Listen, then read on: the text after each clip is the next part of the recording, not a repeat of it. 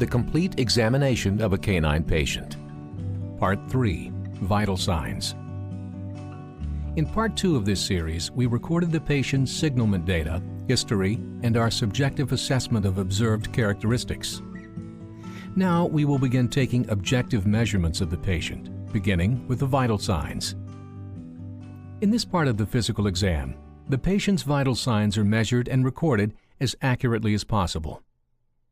All patients should be weighed accurately. Any medications dispensed will be dosed according to the pet's weight, and trends of weight loss or weight gain are revealing of a pathological process as well as the response to therapy. Perform a TPR, or temperature, pulse, and respiratory rate. Always take a rectal temperature for the most accurate analysis of body core temperature. The temperature may need to be repeated if the animal was hyper or terrified on presentation, or just came from a hot car ride. The pulse should be palpated femorally and compared to the ausculted heart rate with the stethoscope. If you hear a heartbeat but don't feel a corresponding pulse, this is considered a pulse deficit. Any pulse deficits should be noted, and the heart rate should be recorded in BPM, or beats per minute. This can be calculated by counting the number of heartbeats in 15 seconds and multiplying that number by 4. Calculate the respiratory rate in respirations per minute. This can be done by observing the number of respirations in 15 seconds and multiplying by 4. Tissue perfusion and blood pressure assessment. Observe the mucous membrane color for abnormalities.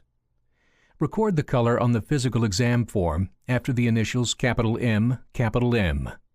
Keep in mind that some breeds have pigmented gingival and conjunctival tissue. Perform a capillary refill time test, or CRT. Gently depress the gingival tissue above the upper canine teeth and immediately release pressure. The color of the tissue will turn white as blood flow is restricted and return to its normal pink color in a matter of seconds. Record the time in seconds after the abbreviation CRT. Normal CRT is less than 2 seconds. Most animals will measure 1 second or less. This indicates normal peripheral blood pressure and perfusion. Any CRT over 2 seconds is indicative of perfusion problems such as heart disease, anemia, hypothermia, or shock. Okay, so now we're going to take our temperature and check out a few vital signs on Winnie. We got to do a little rectal temperature, so you scratch your ears a little bit. Just not too long to get this done. Yeah, good. So we're about 100 degrees at 0.2, which is very normal, so that's good. That's good. Let's take a listen and see what that old ticker's doing. All right, that's a good baby. That's a good baby. That's a good baby. Okay. And get the little heart rate going. I'm going to feel the pulse.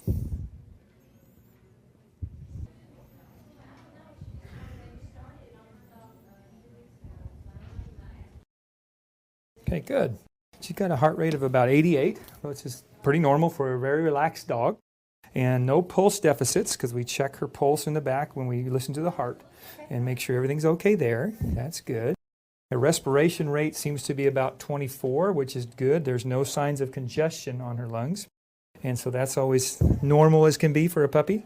The other thing we're going to check is her color. Come here, baby. Let's sit up. Come on, baby. That's a good girl. That's a good girl. So we're going to check her color to make sure that her refill time, which means how the blood pressure is perfusing up high, is responsive. And it is. It's less than 2 seconds, which is what we wanted to see. That's good. That's very good. Yeah. All right. When the time and equipment is available, measuring the blood pressure provides us valuable information in assessing the health of the patient. Perform a non-invasive oscillometric or Doppler blood pressure test if possible. An actual systolic and diastolic pressure measurement is far superior to the CRT tests to assess blood pressure and tissue perfusion. Normal blood pressure for dogs and cats is the same as for people. 120 milliliters of mercury systolic pressure over 80 milliliters of mercury diastolic pressure. Expect slightly higher readings for nervous and hyper patients. This test should be performed on calm animals in a quiet room. Any reading over 160 millimeters systolic pressure is indicative of systemic hypertension. Any reading less than 100 millimeters of systolic pressure is suggestive of hypovolemia or the onset of shock. There are numerous methods used for measuring blood pressure. These vary from one hospital to another. For step-by-step directions on measuring blood pressure, please refer to the instruction manuals for the particular equipment used in your hospital. In Part 4 of this series, we will discuss the systems exam, where we will methodically and objectively assess the key body systems from head to toe.